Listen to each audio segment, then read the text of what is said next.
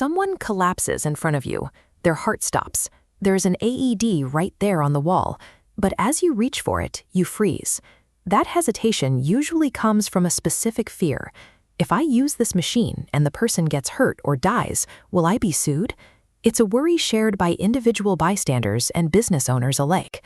We have to ask, does grabbing that defibrillator or buying one for your own building actually expose you to more legal danger than simply doing nothing at all? The answer is no. If you use an AED in good faith to help someone you reasonably believe is in cardiac arrest, you are protected. All 50 states and the District of Columbia have Good Samaritan laws written specifically to shield lay rescuers from civil liability. To understand why these protections are so robust, we have to look at how the law distinguishes between the act of helping and the state of the equipment being used. This matrix compares perceived versus actual legal liabilities. The perceived risks on the left, like breaking ribs or incorrect device use, are protected by law during a rescue. Actual legal exposures on the right come from administrative failures, letting batteries or pads expire. Aligning the perception of risk with these legal realities protects the organization's assets and, more importantly, gives bystanders the confidence to act. Let's look at how these protections work, starting with the individual layperson stepping up in a crisis. The law asks very little of you in the moment. Your only requirement is to use the AED with good intentions, trying to help someone you reasonably perceive to be suffering a cardiac event. This flowchart maps the bystander's legal journey. When an event occurs and a bystander responds, the path leads straight to unconditional good faith immunity. This outcome effectively blocks incoming civil suits. You don't even need CPR or AED certification to earn this protection. There is only one real boundary where this protection stops, and it involves intentional harm. The shield does not cover gross negligence. A well-intentioned mistake during a high-stress rescue is acceptable.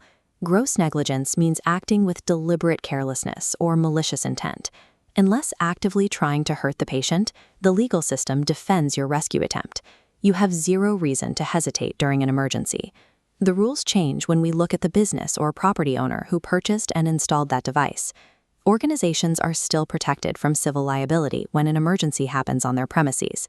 However, their rules of engagement are far stricter than the bystanders.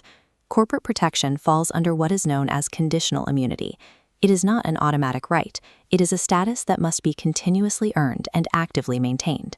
Returning to our flowchart, trace the organization's path. The business owner must pass through a strict bottleneck of conditional requirements before reaching that liability shield.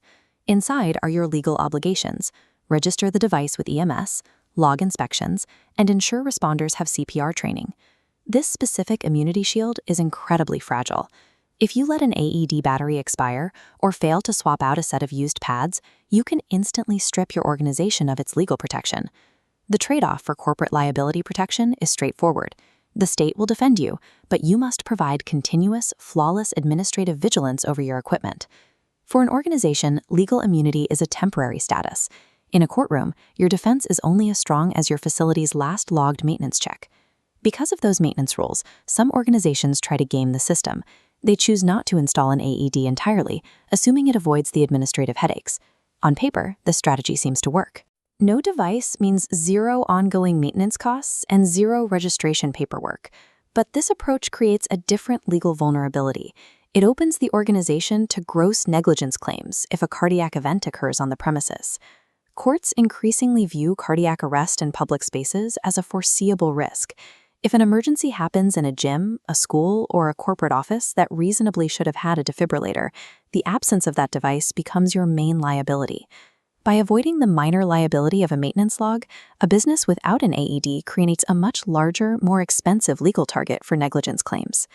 To keep your organization legally secure, you just need to formalize your administrative habits into a routine. This outlines the 5-point immunity preservation log.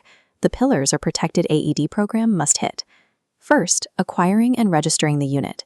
Next, maintaining CPR certifications. Then, strict adherence to replacement timelines for pads and batteries. Finally, documenting everything to prove your compliance in court. The friction of logging these maintenance checks is minor. It is simply the cheap insurance premium required to avoid the catastrophic cost of a negligence claim. For the individual bystander, the instruction is even simpler. If someone collapses, rely on the law's absolute protection and act immediately. Whether you are purchasing the hardware for your building or pulling it off the wall to treat a stranger, fear of the law should never prevent saving a life. Respect the maintenance rules, trust the legal protections, and deploy the device.